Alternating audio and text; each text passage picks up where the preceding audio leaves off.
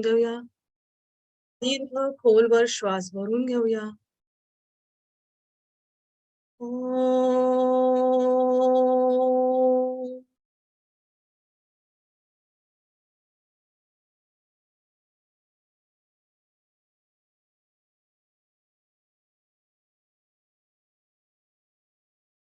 हस्तमर्दन,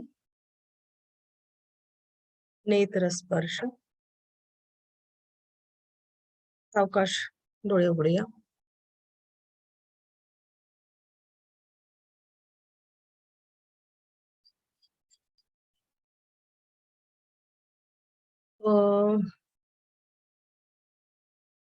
आपलं कुठपर्यंत आलं होतं प्राणायाम त्या दिवशी आपण? एक मिनिट.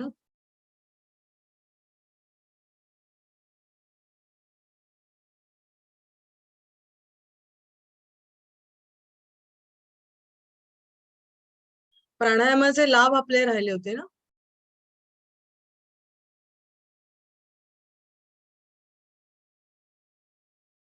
ओके. आपण प्राणायामाचे टप्पे बघितले होते मागच्या याला.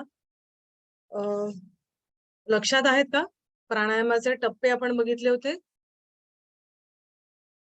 प्राणायामाचे प्रकार बघितले होते आणि प्राणायामाचे टप्पे आपण बघितले होते. एकदा थोडक्यात थोडस मागे जाऊन पुढे येऊया. प्राणायामाचं स्थान आपण बघितलं होतं, कुठे कुठे कसं आहे ते. प्राणायामाला हठ प्रदीपिकेमध्ये कुंभक असं म्हटलं जातं. म्हणजे आपण एरवी प्राणायाम हा शब्द वापरतो, तर हठ प्रदीपिकेमध्ये कुंभक शब्द प्राणायामाला वापरलेला आहे. म्हणजे तिथे प्राणायाम असा शब्द प्राणायामासाठी वापरला जात नाही. कुंभक, एरवी आपण कुंभक हा शब्द श्वास रोखून धरतो त्या क्रियेला आपण कुंभक म्हणतो, पण इथे प्राणायामाला कुंभक हा शब्द वापरलेला आहे. आणि इथे त्यांनी अष्टकुंभक म्हणजे 8 कुंभक सांगितलेले आहेत. म्हणजे 8 प्राणायामाचे प्रकार त्यांनी सांगितलेले आहेत. आणि हा चतुरंग योग आहे स्वात्मारामांनी सांगितलेला. याच्यामध्ये प्राणायामाचा दुसऱ्या क्रमांकावर स्थान आहे. जो षडांग योग आहे, गोरक्षनाथांनी सांगितलेला गोरक्ष शतक हे त्यांचं पुस्तकाचं नाव आहे, ग्रंथाचं नाव आहे. तर त्याच्यामध्ये पण दुसरा क्रमांक आहे आसनाचा, आपल्या प्राणायामाचा. आसन, प्राणायाम, प्रत्याहार, धारणा, ध्यान, समाधी असे हे षडांग योग आहे. म्हणजे अष्टांग योगातले फक्त यमनियम इथे काढलेले आहेत आणि बाकी सगळा खालचा षडांग योग हे 6 अंग इथे जसेच्या तसे आहेत. नंतर घेरंड मुनींनी सांगितलेला घेरंड संहिता हा ग्रंथ आहे. त्याच्यात सप्तांग योग सांगितलेला आहे. त्याच्या सुरुवातीला त्यांनी षटकर्म करावेत सांगितलंय आणि त्याच्यामध्ये प्राणायाम हे 5वं अंग आहे. 1 2 3 4 5 5व्या क्रमांकावर प्राणायाम आहे. म्हणजे त्यांनी आधी षटकर्म, आसन, मुद्रा, प्रत्याहार, मग प्राणायाम सांगितलेला आहे. आणि आपल्याला योगदर्शन पतंजलींच्या याच्यात माहित आहे 4थ्या क्रमांकावरती प्राणायाम सांगितलेला आहे. त्याच्यानंतर आपण बघितले होते की प्राणायामाचे पूरक, रेचक, कुंभक. पूरक म्हणजे श्वास नियंत्रित करून सावकाश आत घेणं. कुंभक म्हणजे श्वास रोखून धरणं. नंतर रेचक म्हणजे श्वास नियंत्रित करून सावकाशपणे सोडणं. आता ह्या कुंभक मध्ये आंतरकुंभक, बाह्य कुंभक हे दोन्ही असे प्रकार पडतात. आता याच्यात कुंभकाचे प्रकार म्हणजे काय, तर कुंभक प्राणायामाचे प्रकार सांगितलेले आहेत. तर ते म्हणजे सहित कुंभक आणि केवल किंवा सहज कुंभक. सहित कुंभक मध्ये बाह्य कुंभक आणि अभ्यंतर कुंभक. नावावरून आपल्याला कळतं की बाह्य म्हणजे रेचक केला, श्वास बाहेर सोडल्यानंतर म्हणजे रेचक केल्यानंतर जो कुंभक केला जातो तो. अभ्यंतर म्हणजे श्वास आत घेतल्यानंतर म्हणजे पूरक केल्यानंतर कुंभक केला जातो तो. आणि हे प्रयत्नपूर्वक म्हणजे आपण मुद्दाम करतो की श्वास घेतो आणि थांबतो, अशा प्रकारे ते केले जातात. आणि दुसरा जो आहे तो केवल कुंभक म्हणजे तो आपोआप होतो. म्हणजे आपोआप तुमचा श्वास प्रश्वास म्हणजे ती योगाची उच्च अवस्थेमध्ये ह्या सगळ्या गोष्टी केवल कुंभक त्याला करता येतो. आणि तो आपोआप ती अवस्था येण्यासाठी आधी सहित कुंभकाची तुम्हाला प्रॅक्टिस करायला लागते. तो आणि आपोआप होतो. अष्टकुंभक, 8 कुंभक म्हणजे कुंभकाचे 8 प्रकार सांगितलेले आहेत. सूर्यभेदन, उज्जाई, सीतकारी, शीतली, भस्त्रिका, भ्रामरी, मूर्छा आणि प्लाविनी असे 8 कुंभक म्हणून 8 म्हणून अष्ट असं नाव त्याला दिलेलं आहे, अष्टकुंभक. अष्टकुंभक म्हटल्यावरती तुम्ही हे हटप्रदीपिकेतले 8 कुंभक सांगायचे आहेत. नंतर त्याचं प्रमाण हटप्रदीपिकेमध्ये पूरक, कुंभक आणि रेचक याचं प्रमाण 1:4:2 म्हणजे 1 हे पूरकासाठी, 4 हे कुंभकासाठी आणि 2 हे रेचकासाठी. म्हणजे 3 श्वास तुम्ही 3 काउंट किंवा 3 सेकंद श्वास घेतलात तर 3 चोक 12 म्हणजे 12 सेकंद तुम्ही रोखून धरणार आहात आणि 6 सेकंद तुम्ही रेचकासाठी देणार आहात. अशा प्रकारे हे कुंभकाचं म्हणजे प्राणायामाचं प्रमाण हटप्रदीपिकेमध्ये सांगितलेलं आहे. आणि हे असं प्रत्येक याच्यामध्ये थोडं वेगळं तुम्हाला आढळून येतं.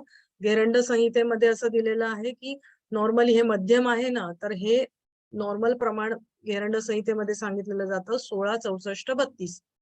बरोबर की 16 सेकंद तुम्ही श्वास घेतला तर 64 सेकंद तो रोखून धरायचा आहे आणि 32 सेकंद सोडायचा आहे. आणि तो मध्यम कुंभक असं म्हटलेलं आहे त्याला. म्हणजे तुम्ही कशा प्रकारे तुमचं जे काउंटिंग आहे त्याच्यानुसार अधम, मध्यम, उत्तम असं त्यांनी सांगितलेलं आहे.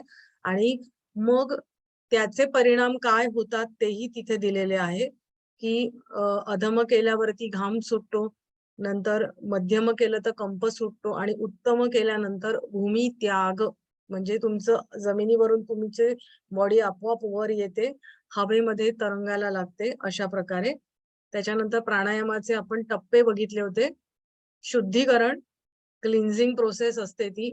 आपण सुरुवातीला जे काही करतो प्राणायाम करण्यासाठी, तर आपण काय करतो, श्वसन मार्ग शुद्धी करतो, कपालभाती करतो किंवा नाकामध्ये म्हणजे आपला जो श्वसनाचा मार्ग आहे तो स्वच्छ ठेवण्यासाठी आपण जलनेती करतो. तर हे सगळं शुद्धीकरणासाठी केलं जातं. मग त्याच्यानंतर आहे नियमन केलं जातं श्वासाचं, नॉर्मलायझिंग.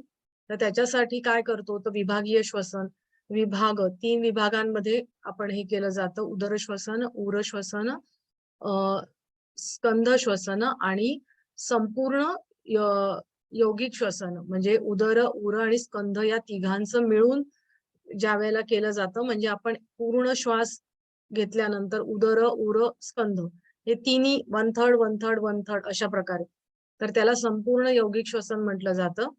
नंतर पुढे केलं जातं ते नियंत्रण किंवा कंट्रोलिंग. श्वासाचं कंट्रोलिंग कशामुळे म्हणजे त्याच्यासाठी काय केलं जातं तर दीर्घ श्वसन, भ्रामरी म्हणजे हे जे आपण प्राणायाम करतो ते, शीतली, उज्जाई, भस्त्रिका हे कंट्रोलिंग, नियंत्रण.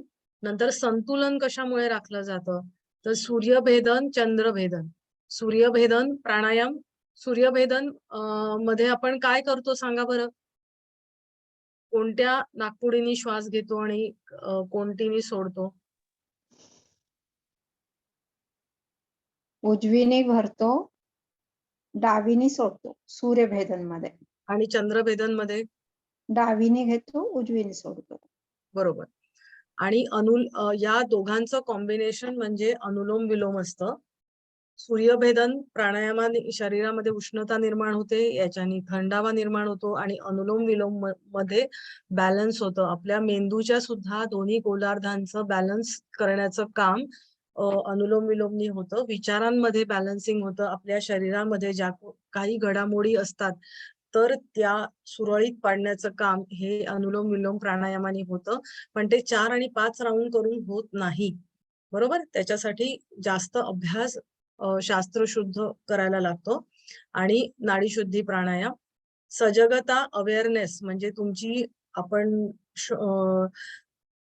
ज्या वेळेला प्राणायाम करतो त्यावेळेला तुमचं मन त्या ठिकाणी नेऊन ज्या वेळेला तुम्ही करता म्हणजे तुमच्या कृतीशी ज्या वेळेला तुम्ही समरस होता त्याला सजगता असं म्हटलं जातं. म्हणजे जागृतपणे, आता स हा शब्द वापरलाय म्हणजे अति जागरूकपणे, म्हणजे तुम्ही जी काही कृती करता ती जागरूकपणे करायला पाहिजे. आता जागरूकपणे म्हणजे काय तर डोळे बंद असतात पण आपलं मन त्या ठिकाणी त्या कृतीशी समरस व्हायला पाहिजे. की श्वास घेताना तुम्ही श्वास घेताना हवा घेता आहात नाकातून तर बाहेर इथून तुम्हाला त्याचा स्पर्श जाणवतोय, तुम्ही नाकातून घेतलीये, घशातून फील इट, त्याच्यानंतर आत जाते, आत गेल्यानंतर ज्या काही क्रिया होतात आहेत त्या विदिन सेकंड, काही सेकंदांमध्ये होतात. त्याच्यानंतर परत तुम्ही श्वास सोडता त्यावेळेला आतून ती गरम हवा बाहेर येऊन नाकातून सोडली जाते. ह्या सगळ्या कृतीशी तुम्ही समरस होता आहात किंवा भ्रामरी करता आहात, उज्जाई करता आहात, तर त्याची कंपनं आहेत तर ती तुम्हाला जाणवता आहेत. हे ज्या वेळेला सगळ्या गोष्टी घडतात ते ती सजगता. म्हणजे तुम्ही कुठलीही क्रिया करा, शुद्धीकरण करा, नियमन करा, नियंत्रण करा, संतुलन करा, कुठल्याही ज्या काही क्रिया करता त्यावेळेला तुम्ही समरस होऊन ज्या वेळेला करता त्यावेळेला त्याला अवेअरनेस किंवा सजगतेने तुम्ही ती क्रिया करता असं म्हटलं जातं.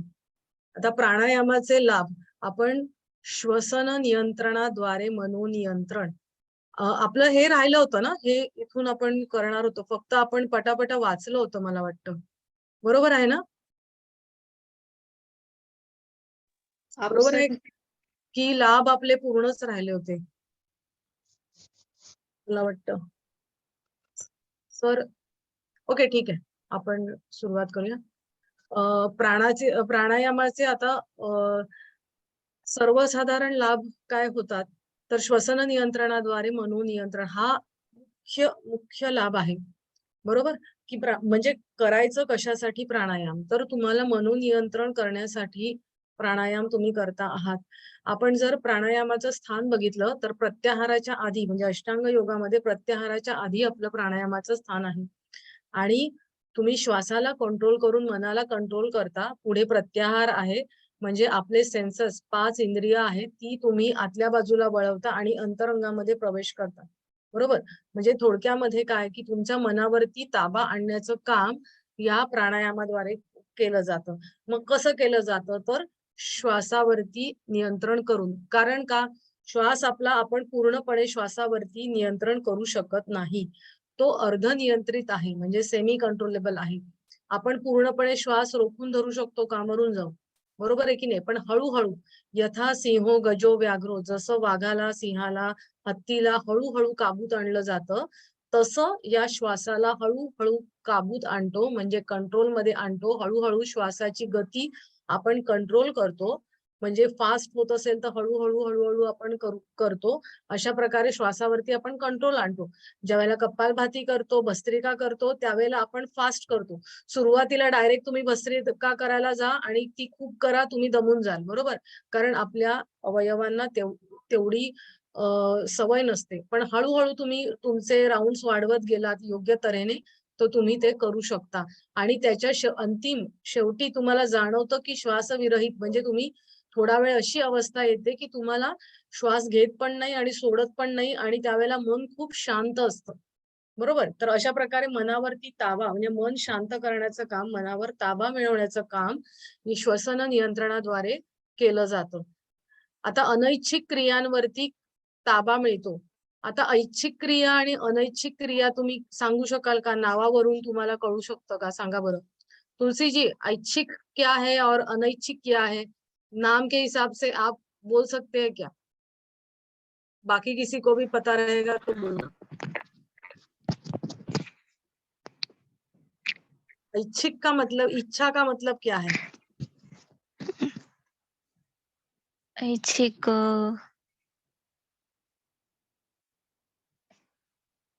इच्छा का होना। हाँ, इच्छा का होना। हम हमारे इच्छा के अनुसार जब भी करते हैं कुछ भी क्रिया तो उसको ऐच्छिक कहा जाता है। बराबर? और अनैच्छिक का हाँ, मतलब क्या है कि हम हमारे इच्छा के बिना जो भी चीजें होती है, इच्छा के अनुसार हाँ, इच्छा के अनुसार नहीं, नहीं, इच्छा के बिना। अनुसार नहीं। मतलब आप हाँ, चाहे कुछ भी करो लेकिन आपका उसके ऊपर कंट्रोल नहीं है, वो अपने आप हो रही है, उसको बोलते हैं अनैच्छिक क्रिया। अनैच्छिक। मतलब आपका अभी हार्ट, आप मेरे साथ बात कर रहे हो और आपका हार्ट का मतलब कॉन्ट्रैक्शन और रिलैक्सेशन हो रहा है, उसका हार्ट बीट चालू है, उसके ऊपर आपका कंट्रोल है क्या? नहीं, आपने खाना खाया, आपका डाइजेशन अंदर चल रहा है, उसके ऊपर आपका कंट्रोल है क्या? नहीं। ऐसी जो भी क्रिया है जिसके ऊपर आपका कंट्रोल नहीं है, उसके ऊपर आप कंट्रोल कर सकते हो। अभी हार्ट बीट्स और इसके ऊपर कैसे कंट्रोल करोगे डाइजेशन? ऐसे पूरा तो कोई कंट्रोल इसके ऊपर अपना तो आता नहीं है, लेकिन हार्ट बीट नॉर्मल कर सकते हैं ना अगर आपके विचारों से या आपके रहन सहन के हिसाब से आपका हार्ट बीट हमेशा बढ़ा बढ़ा रहता है, बीपी हाई हाई हाई है, तो आप क्या कर सकते हो, आप प्राणायाम करो तो आपका हाँ, हार्ट बीट नॉर्मल में आ सकता कम है। हो जा हाँ, हाँ, बराबर। और मतलब जो भी क्रिया है आप कंट्रोल में रखने के लिए आप ये सब कर सकते हो, प्राणायाम करते हो तो रेगुलरली, और जैसे कहा गया है ऐसे ही आप धीरे धीरे प्राणायाम बढ़ाते जाओगे तो आप ये कर सकते हैं, बराबर। और हाँ, अभिसरण, पचन, उत्सर्जन संस्थान से कार्य सुरळीत होते। अभिसरण मीन्स व्हाट की हमारा रक्त, हमारा ब्लड है वो पूरा सर्कुलेशन बॉडी में होता है, तो वो कार्य उसको अभिसरण बोलते हैं। पचन डाइजेशन का कार्य है। उत्सर्जन मीन्स जो भी हमारा पसीना जाता है, यूरिन जाता है या स्टूल जाता है, ये सब उत्सर्जन क्रिया संस्था का काम है। तो ये जो इनका कार्य है वो अच्छे से होने लगता है। मज्जा संस्था मीन्स व्हाट, नर्वस सिस्टम, हमारे ब्रेन से जो भी नसें निकलती है, बराबर, तो वो उनका हमारे स्पाइन से स्पाइनल कॉर्ड जाता है, उससे क्रेनियल नर्व मतलब स्पाइनल नर्व निकलती है, हमारे दिमाग से ब्रेन से क्रेनियल नर्व्स निकलती है, और वो जहां जहां जाती है उनका कार्य वो कंट्रोल करता है ब्रेन। तो वो जो भी हमारा नर्वस सिस्टम है, मज्जा संस्था है, वो एक्टिव रहता है। श्वसन, अभी ये इतना तो समझ में आया ना, 4 पॉइंट तक हाँ, सबको? हाँ। श्वसन क्षमता वाढ़ते, श्वसन क्षमता, हमारा ब्रीदिंग कैपेसिटी अच्छे से होने लगता है। क्योंकि आप देखो, अगर जब भी पहले पहले जो भी कोई आता है योग करने के लिए, तो तभी उनका ब्रीदिंग थोड़ा शैलो रहता है।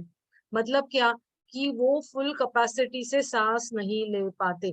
अगर उनको मैंने बोला सांस भरो, और मैं यहाँ से काउंटिंग दे रही हूँ 1 2 3 4 5, तो जिनका शैलो ब्रीदिंग है ना, वो 2 2.5 या 3 होता है ना, तब तक उनका पूरक खत्म हो जाता है। मतलब उनका सांस भरने की जो भी क्षमता है ना, वो बहुत कम होती है। और धीरे धीरे धीरे उनकी वो क्षमता है, वो प्राणायाम, दीर्घ श्वसन, जो भी हम पहले हमने जो भी देखा, तो उससे आपकी श्वसन की लेने की क्षमता या छोड़ने की भी क्षमता है, वो आपकी धीरे धीरे बढ़ने लगती है। वाइटल कैपेसिटी उसको बोलते हैं, कि जो भी अपनी रहती है निसर्ग, नेचर ने हमको दी हुई है, तो वो ब्रीदिंग कैपेसिटी उनकी अच्छी होने लगती है प्राणायाम रेगुलर करने से।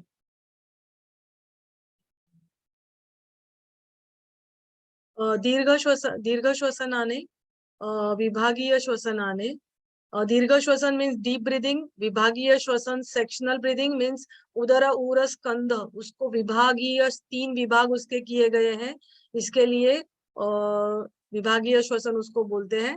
भस्त्रिका प्राणायाम, सांस भरना छोड़ना, वो जो प्राणायाम हम लोग करते हैं वो। और इससे क्या होता है, तो आपके वायु कोश जो रहते हैं वो अच्छे कार्य करने लगते हैं। वायु कोश किसको कहा जाता है, बोलो, वायु कोश किसको बोलते हैं? कहाँ पे होते हैं वायु कोश? लंग्स। बराबर।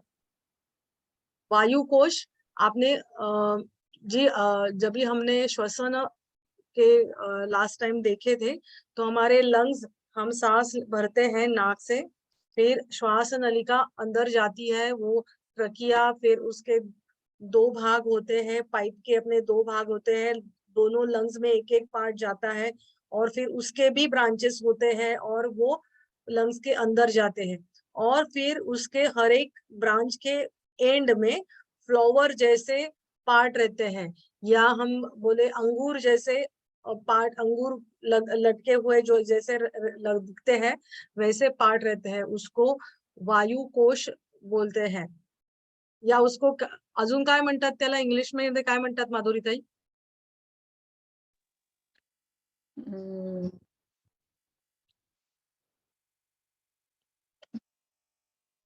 ठीक है, आठवे नंबर।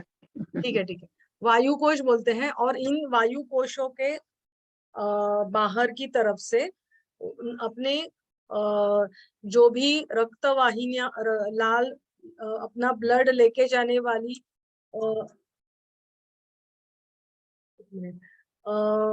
जो भी हमारा ब्लड लेके जाती है वो वाहिनी रहती है, उनको आर्टरीज और वेन बोलते हैं, तो वो वहां पे रहती है उसके एंड में। तो जो भी हम सांस भरते हैं तो सांस भरने के बाद वो वहां तक जाता है, और जो भी हवा में से ऑक्सीजन जो रहता है वो हमारे ब्लड में जाता है, और फिर हमारे अंदर जो भी हम पहले वाला लिया हुआ सांस रहता है, और जो भी ऑक्सीजन या लेके हमारे जो भी पचन होता है, जो भी क्रियाएं होती है, उसके बाद जो भी गैस निकलता है, मतलब उसमें नाइट्रोजन रहता है, कार्बन डाइऑक्साइड या जो भी रहता है, वो फिर उसके अंदर वायु कोश के अंदर जाता है, मतलब उसका आन देन लगा रहता है वायु कोश के एंड में। तो वो वैसा जाता है, और फिर से वो हवा अपने वायु कोश में आती है, उल्टी तरह से फिर नाक में से निकलती है। उसको हम अशुद्ध हवा बोलते हैं, मतलब उसमें ऑक्सीजन, अशुद्ध बोलेंगे तो वैसी अशुद्ध नहीं रहती, उसमें से ऑक्सीजन नहीं रहता है, उसमें कार्बन डाइऑक्साइड, नाइट्रोजन, पानी की वाफ रहती है, ऐसी चीजें उसमें रहती है। तो ऐसे वो आन देन वहां पे लगा रहता है। तो वो जो चीजें हैं वो अच्छे से होती है। ऐसा क्यों बोला है? क्योंकि हम जब भी सांस, अभी मैंने बोला कि हम जब भी सांस भरते हैं तो पूरी कैपेसिटी के साथ हमारे लंग्स की जो भी नेचर ने दी है हमको कैपेसिटी, वो पूरी कैपेसिटी के साथ हम नहीं सांस भरते। हम हमारे लंग्स का बीच वाला हिस्सा है ना, उसमें भी ऊपर वाला हिस्सा ही खाली यूज करते हैं नॉर्मल लोग जो है वो।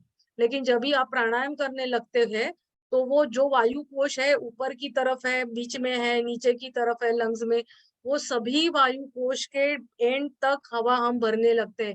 डीप ब्रीदिंग करते हैं, जब भी हम डीप ब्रीदिंग करते हैं नॉर्मल से ज्यादा हवा भरते हैं, बरोबर आहे ना? डीप ब्रीदिंग करतो त्यावेळेला आपण नेहमी श्वास घेतो, त्याच्यापेक्षा जास्त श्वास भरतो की नाही? त्यावेळेला ते वायुकोश पूर्णपणे भरतात, बरोबर? आणि विभागीय श्वसन करतो त्यावेळेला आपण उदर श्वसन करतो। म्हणजे उदर मीन्स क्या? तुलसी जी बोलिए, उदर किसको बोलते हैं? तुलसी जी, उदर किसको बोलते हैं? उदर किसको बोलते हैं? नहीं मालूम है। मालूम नहीं। ओके, उदर पेट को बोलते हैं ना, गणपति का उदर कितना बड़ा रहता है, तो पेट, उदर श्वसन मीन्स क्या? पेट का श्वसन। अभी हवा तो पेट में जाती नहीं है, आप समझना चाहिए कैसे कैसे क्रियाएं घटती है। मैं हमेशा बार बार रिपीट करती हूँ, थोड़ा आप समझने की कोशिश करो, क्योंकि हम यहाँ पे एमए पढ़ रहे हैं, तो ये इतना तो हमको मालूम ही रहना चाहिए, बराबर? उदर श्वसन मीन्स पेट, पेट आपका आगे आता है जब भी आप उदर श्वसन करते हो।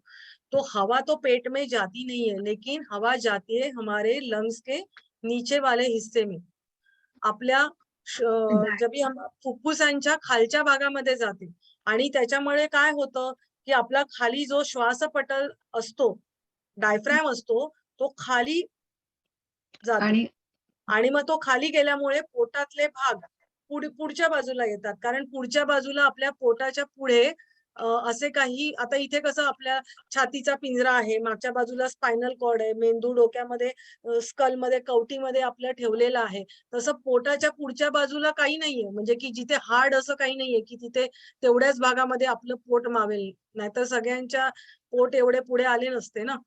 तर ते तशा प्रकारे वरून हवा भरल्यामुळे तो डायफ्रॅम नेहमी अशा स्थितीमध्ये असतो, ऐसा रहता है हमेशा, सॉरी, ऐसा रहता है हमेशा।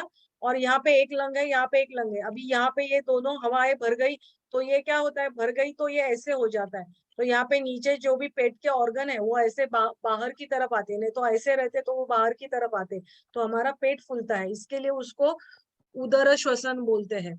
उर उर उर का मतलब क्या है? Chest breathing. चेस्ट मतलब बीच वाला हिस्सा है हमारा, वो हम लंग्स का पूरा भरते हैं, हमारी चेस्ट आगे की तरफ आणि और साइड की तरफ से पूरी फुलती है।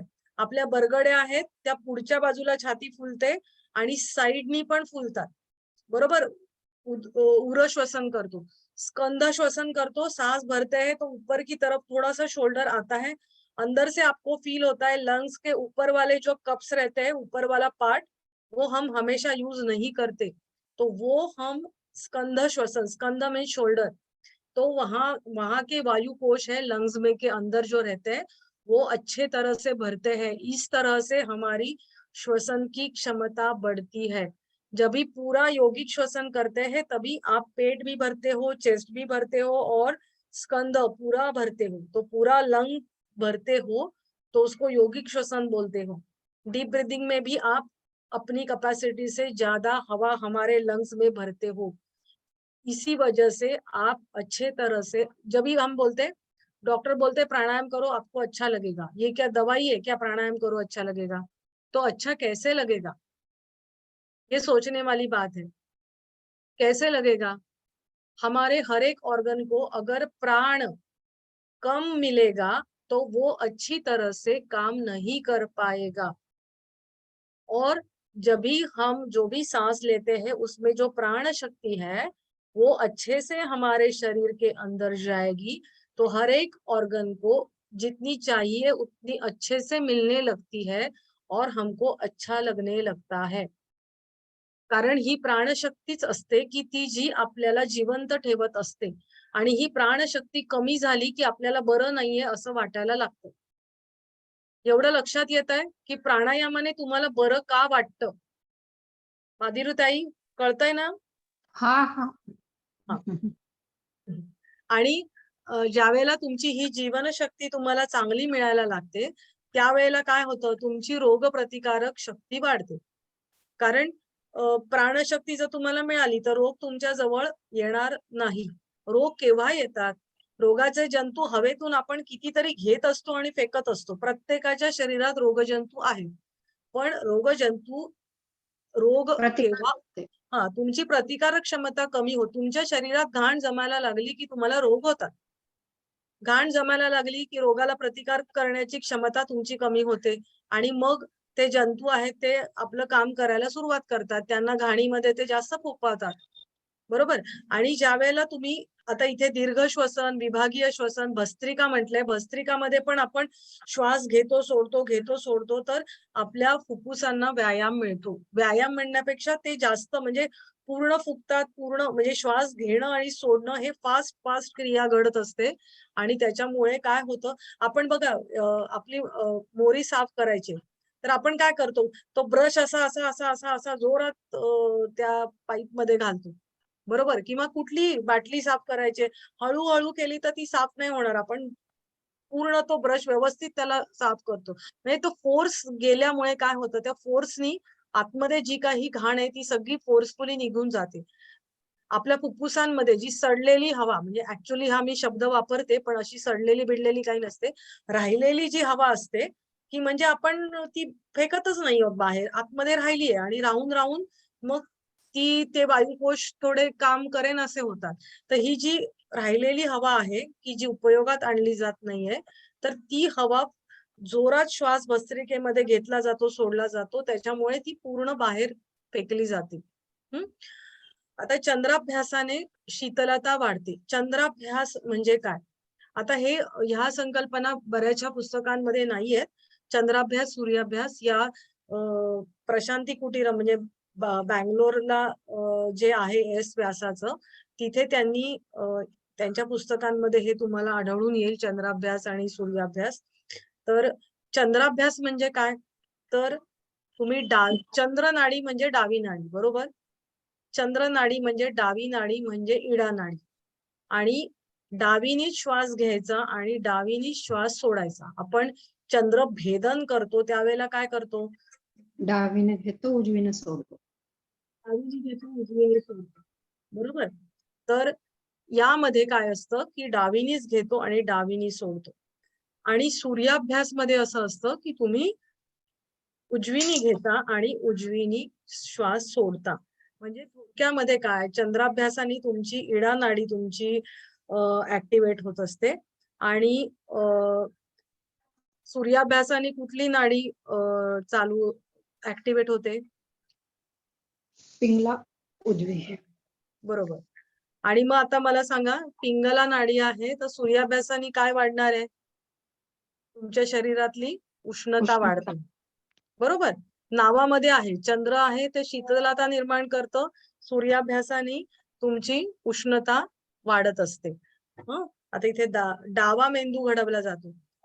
म्हणजे आता याचे परिणाम काय होतात, तर सूर्याभ्यास उजवी नाडी आपण आहे, तर उजवी कंट्रोल करते तुमची लेफ्ट साइड. सॉरी, मी याच्यात तुम्हाला मिरर इमेज दिसेल. तुमचं राईट नाडी म्हणजे उजवी नाडी जर तुम्ही करता आहात, तर त्याच्याने तुमचा डाव्या बाजूचा मेंदू आहे तो ऍक्टिव्ह व्हायला लागतो. आणि ज्यावेळेला चंद्राभ्यास करता त्यावेळेला तुमचा उजवा मेंदू तुमचा ऍक्टिव्ह व्हायला लागतो. म्हणजे त्याची जी सेंटर्स आहेत मेंदूतली ती ऍक्टिव्ह व्हायला लागतात. हे लक्षात आलं का? चंद्राभ्यासाने शीतलता वाढते आणि सूर्याभ्यासाने उष्णता वाढते. डावा मेंदू घडवला जातो. सूर्यनाडी म्हणजे उजवी नाडी, पण तिच्याने डाव्या मेंदूवरती त्याचा परिणाम आपल्याला घडून आलेला दिसतो. मग आपण विचार केला तर अनुलोम विलोम प्राणायाम आपण जर केला, तर अनुलोम विलोम प्राणायामाने दोन्ही मेंदूंमध्ये बॅलन्सिंग केलं जातं, त्यांच्या कार्यामध्ये संतुलन राखण्याचं काम केलं जातं. हे कळलं? हो हे मॅडम. कळलं का? हा. तीव्र संवेदन क्षमता वाढते. म्हणजे एखादी तुमची संवेदन क्षमता म्हणजे संवेदना आपण ज्याला म्हणतो, वेदना आणि संवेदना, समवेदना म्हणजे एखाद्याची गोष्ट आपण त्याच्या लेवलला जाऊन समजून घेतली जाते. बरोबर. वाद आणि संवाद, वाद आणि संवादामध्ये फरक आहे. समवाद म्हणजे काय, की तुम्ही दोघं एका लेवलला येऊन बोलता त्यावेळेला तो संवाद घडतो असं आपण म्हणतो. तसं संवेदन क्षमता तुमची जी आत्मसात करणं, दुसऱ्यांचं जाणून घेण्याची जी काही क्षमता आहे ना, ती तुमची वाढायला लागते. तुम्ही समजा तुम्ही डोळे बंद करून ध्यान करता आहात, तर तुम्हाला आवाज, लांब लांबचे आवाज ऐकायला लागतात, तुम्हाला वास तुम्हाला ऐकायला लागतात, दुसऱ्यांचं मन तुम्हाला समजायला लागतं. म्हणजे त्या पातळी तुमची जी काही ग्रहण करण्याची शक्ती आहे ती पण तुमची त्याच्याबरोबर वाढायला लागते संवेदन क्षमतेबरोबर.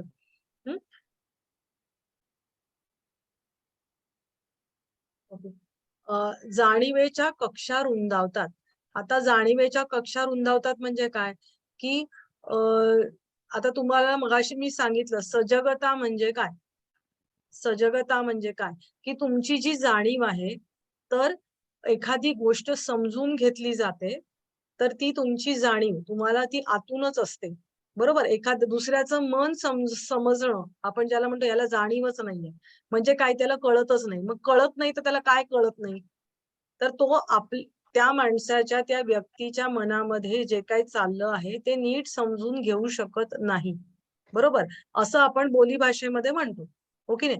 तर आपण आता योगाच्या परिभाषेमध्ये आपण जर म्हटलं, तर तुम्ही ज्या वेळेला प्राणायाम करता त्यावेळेला तुम्ही त्या क्रियेशी समरस झालात, की तुम्हाला अनुभूतीचं क्षेत्र जे आहे ना ते तुमचं वाढायला लागतं. कक्षा रुंदावतात म्हणजे काय, की थोडं तुम्ही अजून जास्त तुम्हाला काही गोष्टी समजायला लागतात.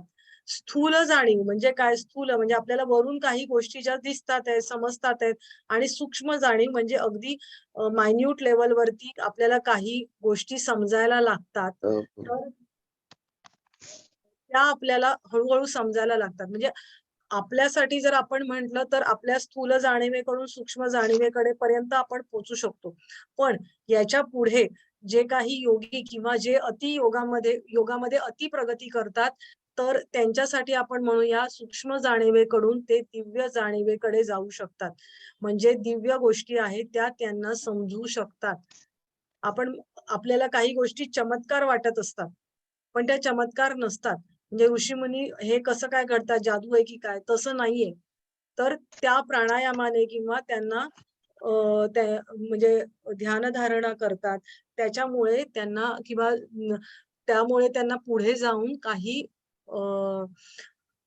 काय बरं विभूती तिसऱ्या पादामध्ये त्यांनी सांगितलेलं आहे, की त्यांना काही काही गोष्टी दिव्य शक्ती त्यांना मिळायला लागतात. आणि तर ही दिव्य शक्ती केव्हा तुम्हाला मिळायला लागते, तर जेव्हा तुमच्या जाणीवेच्या कक्षा रुंदावतात त्यावेळेला. म्हणजे एखादी गोष्ट इतक्या मायन्यूटली तुम्ही ती समजू शकता.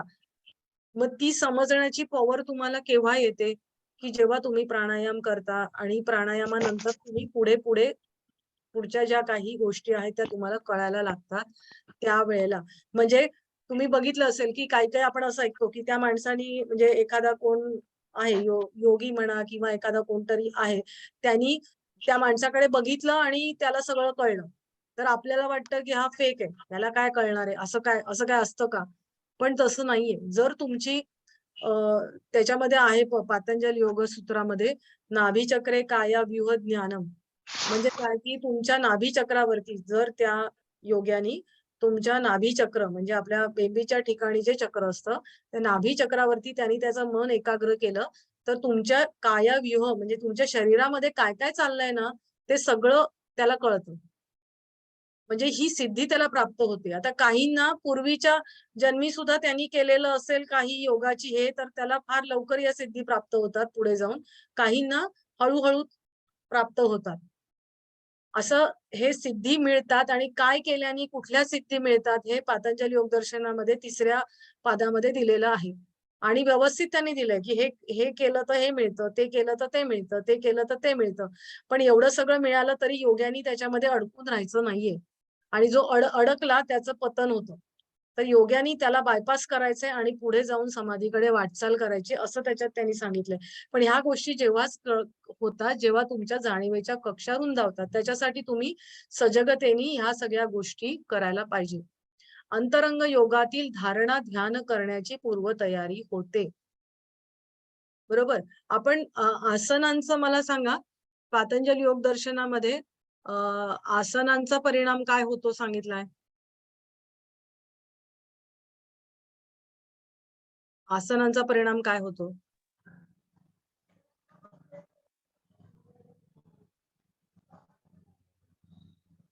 हे तुमचं झालं असेल आता. झालंय मॅडम. मग आसनांचं सांगा मला सूत्र काय आहे? आसनांची किती सूत्र दिलेली आहेत पातंजल योग दर्शनामध्ये? 3 सूत्र. 3 सूत्र. पहिलं सूत्र काय आहे? स्थिर सुखम आसन. म्हणजे आसनांची व्याख्या दिलेली आहे. त्याच्यानंतरचं दुसरं सूत्र काय आहे? ततो द्वंद्वानभिघात. नाही. सतु दीर्घ काल नाही. प्रयत्न शैथिल्य अनंत समापत्ती. आता बघा प्रयत्न शैथिल्य त्यांनी ती कृतीचा भाग आहे की तुम्ही हे देहधारणा झाली की तुम्ही प्रयत्नांमध्ये शिथिलता करा. म्हणजे आसन करता आहात तर ओढून ताणून करू नका. आणि मग तुम्ही जे काही अंतिम स्थिती घेतलेली आहे त्यावेळेला तुम्ही काय करायचंय की तुम्ही शिथिलता आरामात बसायचंय की जेवढं आवश्यक तेवढेच तुमचे स्नायू जे म्हणजे एखादं आसन केलंय तर जिथे दाब पाहिजे तिथे दाब आहे, बाकीचं ताण आहे तिथे ताण आहे. आणि कधी कधी आपण विनाकारण इतर स्नायू जे आसनात इन्व्हॉल्व्ह होत नाहीत ते पण आखसून घेतलेले असतात. तर ते तुम्ही आरामात ते सोडून द्यायचे. बरोबर. आणि मग त्याच्यानंतर काय होतं अनंत समापत्तीभ्याम म्हणजे त्यांनी आसनांचा इफेक्ट पण सांगितलाय. मग तुम्ही असं जर आसन केलं तर तुमचं मन कसं होतं अनंतात. समापत्ती म्हणजे एकाग्रता. म्हणजे तुमची अनंतामध्ये एकाग्रता तुमची होते. अनंत म्हणजे काय ज्याला अंत नाही असं. आता आसन करून तुमचं मन अनंतात विलीन होतं असंच सांगितलंय की नाही? बरोबर आहे की नाही? हो. हा.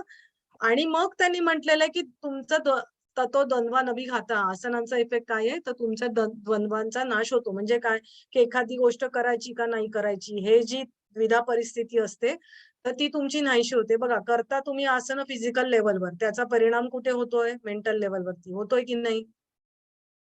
बरोबर आहे की नाही? लक्षात येते ही गोष्ट? हो मॅडम. आता मग मला प्राणायामाचं सांगा बरं. प्राणायामाचे परिणाम काय? पातंजल योग दर्शन सूत्रानुसारच आपण जाऊया. सांगा मला प्राणायामाचं काय आहे? ततक्षयते प्रकाशावरणम. तत क्षीयते प्रकाशावरणम. अजून काय आहे? धारणा सूच योग्यता मनस. बरोबर. धारणा सूच योग्यता मनस. करता तुम्ही काय आहे प्राणायाम काय क्रिया आहे श्वास घेता सोडता त्याच्याशी काहीतरी संबंधित आहे का परिणाम मला सांगा. म्हणजे तुम्ही विचार करा ही गोष्ट. तुम्ही श्वास घेता आणि सोडता पण त्याचे परिणाम काय आहेत विचार करा. की डायरेक्ट त्यांनी काय म्हटलेलं आहे ततक्षीयते प्रकाशवर्णम म्हणजे तुमचं जे प्रकाश म्हणजे सत्व गुणाचं जे आवरण आहे त्याच्यावर जो तमोगुण साठलेला आहे तुमच्या शरीरामध्ये तमोगुण जो साठलेला आहे तो तुमचा कमी व्हायला लागतो आणि सत्व गुण प्रकाशित व्हायला लागतो. बरोबर आहे की नाही? आपण हे अगदी फार वरवरच आपण बघतो. बरोबर आहे की नाही? मी काय म्हणते ते, की काही वेगळं म्हणते का? आणि म्हणत असेल तरी सांगा, कारण का चुकू तर मी पण शकते ना, मी पण अजून शिकतेच आहे. तुम्हाला अजून काही आणि वेगळं सांगायचं असेल तरी जरूर सांगा. आपण इथे म्हणजे नुसतं एक मी येते आणि बडबड करते असं नकोय. तुम्ही पण त्याच्यामध्ये इंटरॅक्शन कराल, त्यावेळेला तो विषय आपल्याला चांगल्या तऱ्हेने समजायला लागतो. बरोबर. अज्ञान निघून ज्ञानाकडे वळणे म्हणजेच प्रकाशाचा अनुभव घेणे. बरोबर. ज्ञान अज्ञान म्हणजे प्रकाश. मग अज्ञान असतं तेच तमोगुणी असतं की नाही? हो, एखादं हो. अज्ञान आहे ते तमोगुणी आहे आणि म्हणून त्यांनी प्रकाश हे प्रतीक आहे सत्वगुणाचं. प्रकाश हे प्रतीक आहे सत्वगुणाचं. प्रकाशशील सत्वगुणाला म्हटलेलं आहे. बरोबर? तमाला म्हणजे अंधकार जिथे येत असतं, अज्ञान जिथे असतं तिथे तमोगुण असतो. त्याच्या पुढचं जे सूत्र आहे, धारणासूच योग्यता मनसा, म्हणजे मनाची अशी धारणेकडे जाणारी मनाची तयारी होते. ती योग्यता तुम्हाला प्राप्त होते. धारणा पुढची आहे, प्रत्याहाराच्या नंतर धारणा आहे. बरोबर? आणि धारणा म्हणजे काय? तर तुम्ही एखाद्या विषयाकडे, एका विषयाकडे तुमचं लक्ष, तुमचं फोकस, तुमचं लक्ष केंद्रित केलेलं आहे. करता आहात तुम्ही श्वास, म्हणून म्हटलेलं आहे श्वासाद्वारे मनोनियंत्रण. पहिलं जे सांगितलेलं आहे ना, पहिलं प्राणायामाचा जो लाभ सांगितलेला आहे, श्वसन नियंत्रणाद्वारे मनोनियंत्रण. याचा अर्थ कळला? की धारणासूच योग्यता मनसा, मनावर नियंत्रण. एका ठिकाणी फोकस करण्यासाठी मनावर नियंत्रण हवं की नाही? नाहीतर आपण बघतो आहोत ओमची प्रतिमा आणि आपल्या मनामध्ये विचार येतात आहेत, संध्याकाळी स्वयंपाक काय करू, आज ऑफिसमध्ये काय घडलं आहे, तो मुलगा करतोय की नाही, दरवाजा उघडा राहिलाय का, गॅसवर काही आहे का, म्हणजे आपलं मन एकाग्र होतंय का? नाही होतंय. बरोबर? पण त्यांनी काय म्हटलंय, की तुम्ही प्राणायाम करा, की तुमचं आपोआप, म्हणजे श्वसनावर नियंत्रण घातलं, की तुमच्या मनावरती तुमचं नियंत्रण यायला लागणार आहे. मनावर नियंत्रण यायला लागलं, की मन एकाग्र व्हायला लागणार आहे. म्हणजे जर तुम्हाला कोणी म्हटलं, की माझं काय मेडिटेशन होत नाही, माझं काय लक्ष लागत नाही, मनामध्ये खूप सारे विचार येत असतात, काय करा? प्राणायाम करा. बरोबर आहे की नाही? आसनं करा. प्राणायामाने तुमचं मन नियंत्रणामध्ये यायला लागतं. आता हे तुम्हाला जे काही, कारण हे ना, हे प्राणायामाचे लाभ लाईनीनी सांगणं खूप सोपं आहे. पण ते समजून घेतलं तुम्ही तर ते का करायचे हे आपल्या अगदी डोक्यामध्ये फिट्ट बसतं. एवढं समजलेलं आहे सगळ्यांना? हो हो, मॅडम. हो. अंतरंग योगातील धारणा, ध्यान करण्याची पूर्वतयारी होते. आता धारणा आणि ध्यान मध्ये फरक काय आहे मला सांगा बरं?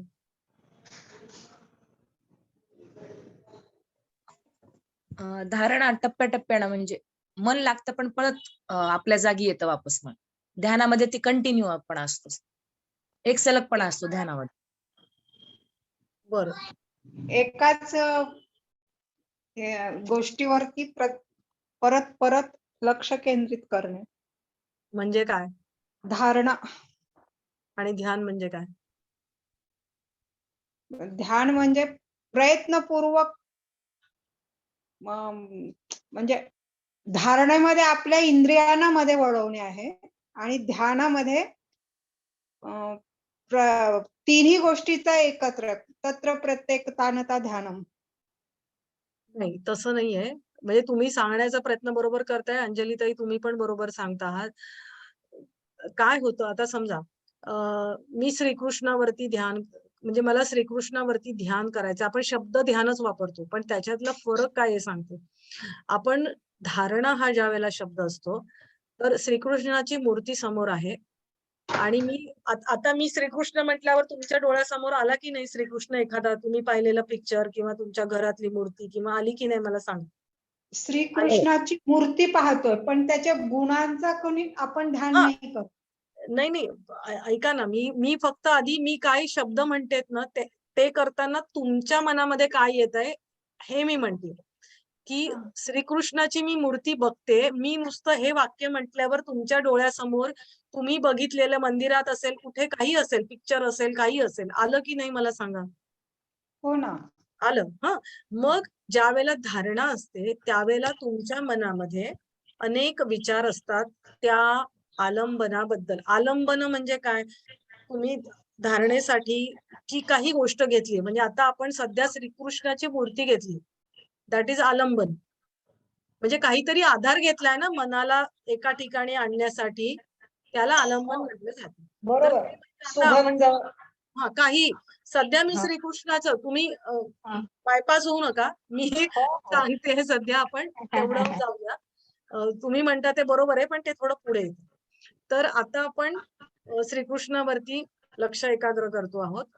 तर श्रीकृष्ण म्हटल्यानंतर आज मला पायापासून तर डोक्यापर्यंत किंवा डोक्यापासून पायापर्यंत मला सगळं दिसतंय. म्हणजे कदाचित तो श्रीकृष्ण गायीच्या जवळ टेकलेला आहे, ती गाय पण दिसेल. मग श्रीकृष्णाचा मला मुकुट दिसतोय, त्याच्यावरचा मोराचा पीस दिसतंय. मग श्रीकृष्णाच्या मुकुटाला मोती लावलेले ते दिसतात आहे. त्या मुकुटावरती एखादा रुबी किंवा डायमंड काय लावलेला असेल तो रंगाचा तो दिसतोय मला. त्याचा शांत मस्त चेहरा दिसतोय आहे. त्याचं ठळक कुंकू मला दिसतंय. त्याची बासरी दिसते. बासरीला लटकलेल्या मला मणी ते माळा दिसतात आहेत. गळ्यामध्ये त्याचे तुळशी माळ घातलेली आहे ती दिसते आहे. बरोबर? त्याच्या कंबरपट्टा, त्याचे पितांबर, त्याच्या पायामध्ये जे काही आपण काय म्हणूया वाळे असतात ते दिसतात आहेत. आणि म्हणजे तो एकावर दुसरा पाय ठेवून शांतपणे मुरली वाजवतोय हे असं मला एक चित्र माझ्या डोळ्यासमोर आलं. बरोबर? मूर्तीचं जे जे काही असेल ते तुम्ही काय बघत असाल ते. हो की नाही? म्हणजे काय मी श्रीकृष्णाची मूर्ती बघते म्हटल्यावरती आणि कदाचित एखाद्याला श्रीकृष्णाचा आवाजही ऐकू येईल. कदाचित श्रीकृष्णाची एखादी गोष्ट त्याला आठवेल, की आजीनी सांगितली आहे, आईनी सांगितली आहे किंवा कुठे वाचलेली आहे किंवा एखादं पिक्चर बघितलं असेल तुम्ही कुठेतरी. तर ते तुम्हाला श्रीकृष्णाची मूर्ती म्हटल्यावरती तेही तुम्हाला कदाचित आठवेल. बरोबर? काहीही. म्हणजे तुम्ही एखादी बासरीचा सूर जर ऐकला असेल श्रीकृष्णाचा पिक्चर बघताना तर तेही तुम्हाला आठवेल. म्हणजे काय की श्रीकृष्णाच्या संबंधित तुम्हाला बऱ्याच गोष्टी आढळतील. ऐकणं, बघणं सगळं. दॅट इज धारणा. एका गोष्टीबद्दल अनेक विचार, पण एका गोष्टीबद्दल. एका गोष्टीबद्दल अनेक विचार ही धारणा झाली. याच्या पुढे जाऊन धारणेतून त्या व्यक्तीचा ध्यानामध्ये आपोआप प्रवेश म्हणजे धारणेवरती तुम्ही प्रॅक्टिस केली की तुमची ध्यानामध्ये आपोआप उतरायला लागता तुम्ही. म्हणजे काय होतं या अनेक विचारांकडून तुम्ही एक विचाराकडे जाता. म्हणजे एखाद्या खुंटीला एक बैल बांधलेला आहे किंवा गाय बांधलेली खुंटीला गाय बांधलेली आहे तिच्या गळ्यामध्ये दोरी आहे आणि ती गोल गोल गोल गोल गोल गोल गोल गोल गोल गोल फिरते आणि मग नंतर गोल गोल फिरत फिरत काय होतं ती दोरी कमी कमी होत जाते आणि ती काय येते खुंटीजवळ येऊन थांबते. बरोबर आहे की नाही? तसे आपले विचार अनेक आहेत ते अनेक विचारांकडून हळूहळू हळूहळू हळूहळू त्या विचारांची दोरी कमी होत जाते आणि आपण एका विचाराकडे येऊन थांबतो. म्हणजे काय तर तुम्हाला कदाचित मुरलीच्या म्हणजे आवाजाशिवाय दुसरं काही तुम्हाला ऐकू येणार नाही अशी स्थिती येते. किंवा मी त्या मूर्तीकडे बघते आहे मग मी मोराचं पीस बघितलं मग मोराच्या पिसांमधले रंग बघितले मग त्या रंगामध्ये आतलं योनीच्या आकाराचा जो काही एक आकार असतो तो त्याच्या आतला रंग आणि त्या मी त्याच ठिकाणी तो एकच फक्त तेवढंच मला दिसतंय. तो तेवढंच आठवतंय मी तेवढंच बघते म्हणजे तो एकच विचार आहे. मला बाकी श्रीकृष्णाचं काहीही आठवत नाहीये, काहीही दिसत नाहीये. अशी स्थिती ज्या वेळेला येते ते ध्यान असतं. ते ध्यान आपोआप लागतं, करावं लागत नाही. हे लक्षात आलं म्हणजे एखाद्या आता ओम जर बघता आहात तर ओमचं ज्या वेळेला तुम्ही धारणा करता त्यावेळेला ओमचे अनेक विचार येतात. म्हणजे ते कसं दिसतंय ओम मधून किरण निघतात आहे मागे काय बॅकग्राऊंड आहे त्याचा रंग काय आहे त्याचा शेप कसा आहे अर्धचंद्र कसा आहे बिंदू कसा आहे मग ब्रह्मा विष्णू महेश असं वाचलं होतं ब्रह्मा विष्णू महेशाचं प्रतीक आहे 3.5 मात्रांचं हे सगळं जे काही ओम बद्दल येतं तुमच्या मनात ती धारणा झाली. पण तुम्ही ओम बद्दलच विचार करता आहात. बरोबर ती धारणा झाली. आणि ध्यान केव्हा की तुम्ही एकच त्याच्यातला जो काही एक विचार आहे तोच तुमच्या मनामध्ये राहतो. ओम मधला एखादा बिंदूवरच तुमचं लक्ष केंद्रित झालंय. ओम मधला एखादा विचार आहे ओमचा त्याच्यावरच तुम्ही केंद्रित झालेला आहात तर त्यावेळेला ते ध्यान असतं. हे अंतरंग योग धारणा ध्यान आणि पुढची अवस्था असते समाधी. ती आपल्यासारख्यांना मिळतच नाही. समाधीची अवस्था म्हणजे काय की ती गोष्टच तुम्ही होऊन जाता. तुमचं अस्तित्व स्वतःच राहत नाही. म्हणजे ते मोराचं पीसच मी झाले, त्या मोराच्या पिसाचा तो आकारच मी झाले, किंवा तो जो आवाज आहे तोच मी झाले. म्हणजे मला माझं अस्तित्वच उरलेलं नाहीये, ती समाधीची अवस्था असते. कळलं? मग ही काही काळ राहते, मग हळूहळू हा काळ वाढत जातो आणि मग त्या योग्याला ती समाधीची अवस्था तो जास्त काळ टिकवून ठेवू शकतो. हा फरक कळला तुम्हाला अंतरंग योगातला धारणा ध्यानचा? हो मॅडम, कळालं आता. हा. तर ह्याची जी पूर्वतयारी आहे ती प्राणायामाने होते. एकाग्रता. आता बघा, आता धारणा ध्यान म्हणजे काय आपण व्यवस्थित समजलो. आता पुढचा मुद्दा आहे एकाग्रता, समरसता वृद्धिंगत होते. आता समरसता तुम्हाला तेव्हाच येणार ना ध्यानामध्ये तुम्ही घुसता त्यावेळेला, नाहीतर तुम्ही समरस होऊ शकाल का? नाही. एकाग्रता, अनेक विचारांकडून एका विचाराकडे जाणं, हे तुम्हाला ध्यानामध्ये किंवा धारणेमध्येच येतं की नाही? मग ही जी आहे हे प्राणायामाने तुम्हाला अंतरंगात प्रवास करता म्हणजे ह्या गोष्टी तुम्हाला आपोआपच येतात. एकाग्रता येते, समरसता येते, ती वृद्धिंगत होते म्हणजे वाढत जाते. बरोबर? तुमच्याकडे असतेही, काहींकडे असतेही, पण ती असलेली वाढत जाते.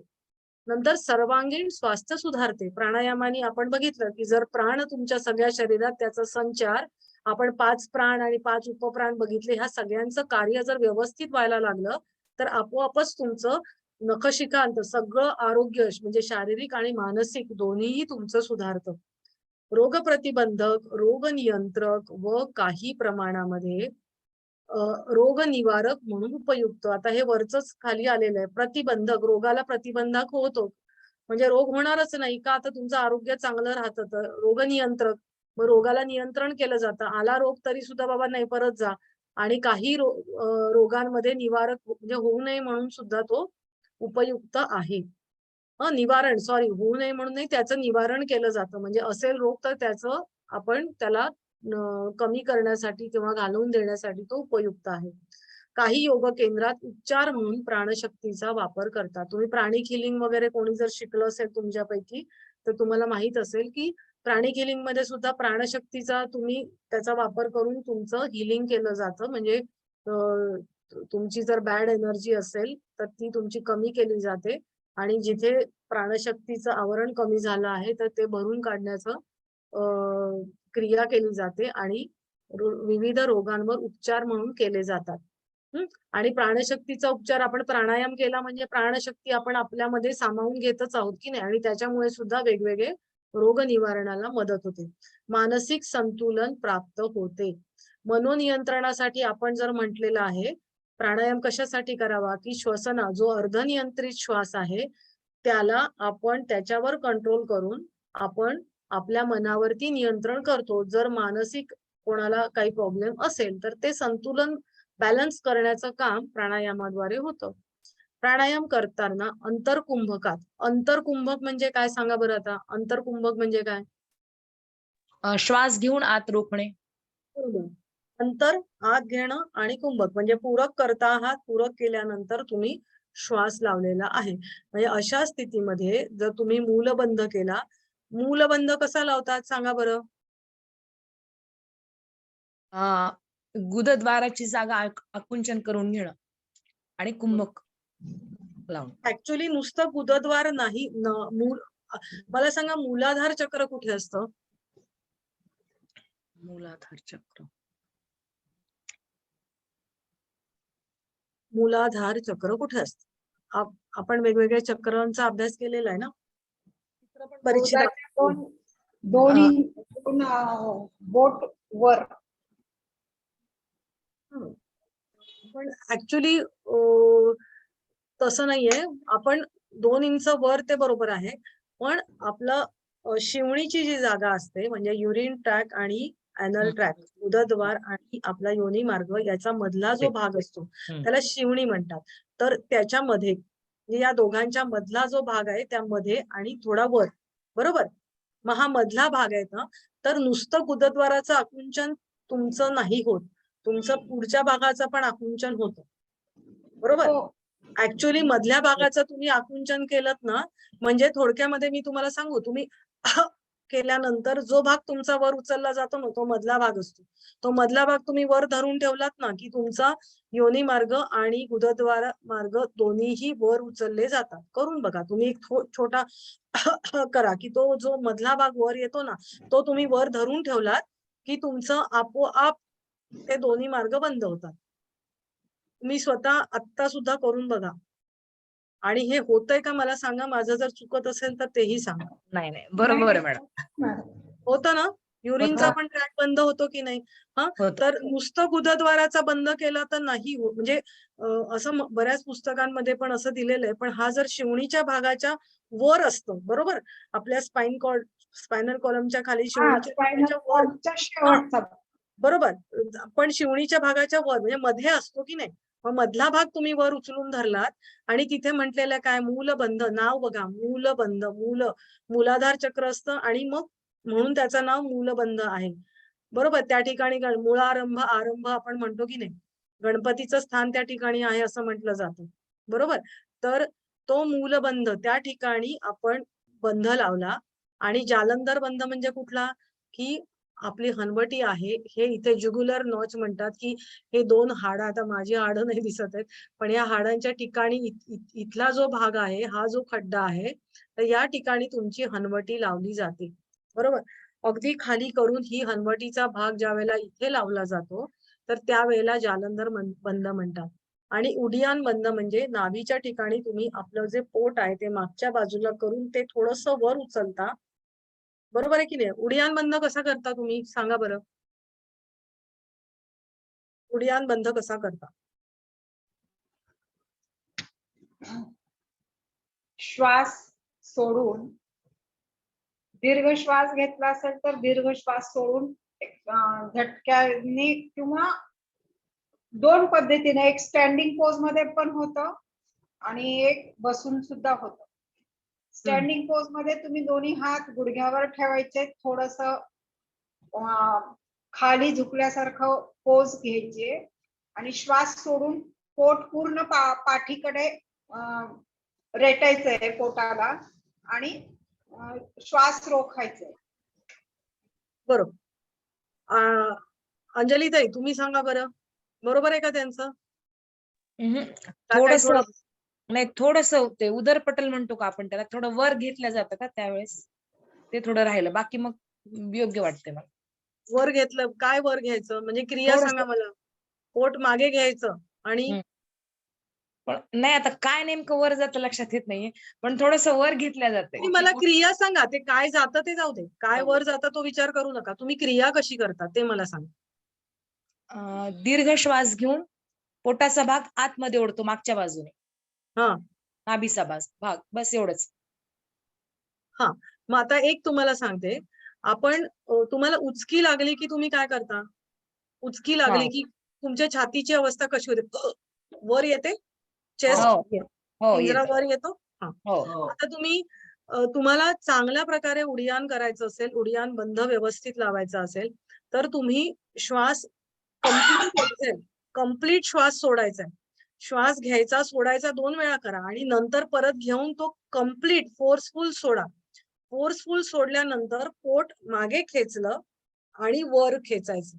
म्हणजे वर खेचायचं म्हणजे काय उचकी लागल्यावरती तुमची छाती कशी वर होते ना तशी तुम्ही वर घ्यायची की तुमचं खालचं ओटी पोट सैल जातं पण तुमचा पोटाचा खड्डा आहे ना तो वाढतो.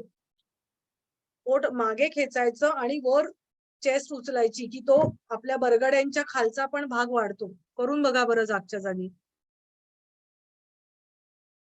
होतंय. मी बोलते ते लक्षात येतंय का. हो. पोट मागे खेचलं आणि तुमची चेस्ट नुसती वर त्याच अवस्थेमध्ये श्वास सोडलेल्याच अवस्थेमध्ये छाती वर उचलून धरली तुम्ही की तुमचा जो काही उडियान बंध आहे तो व्यवस्थित लागतो. आणि पाठीचा सी शेप असेल तुमच्या म्हणजे थोडेसे खांदे आपण असे एल्बोज पुढे केलेले असतील की तो जास्त चांगल्या प्रकारे होतो. आणि असं जर तुमचे हे तिन्ही बंध तुम्ही अंतरकुंभकामध्ये लावले तर तुमचं शक्ती जागरण म्हणजे कुंडलिनी शक्ती जागृत करण्याच्या दृष्टीने तुम्हाला अधिक लाभ होतात. बरोबर. म्हणजे हा शक्ती जागरणासाठी आपल्याला प्राणायामाचा फायदा होतो. आता इथे आपलं संपलेला आहे हा भाग. बरोबर. पुढच्या वेळेला आपण डाएट, योगिक डाएट हा शब्द उद्यापासून आपण दुसरा विषय स्टार्ट करू. हे इथपर्यंत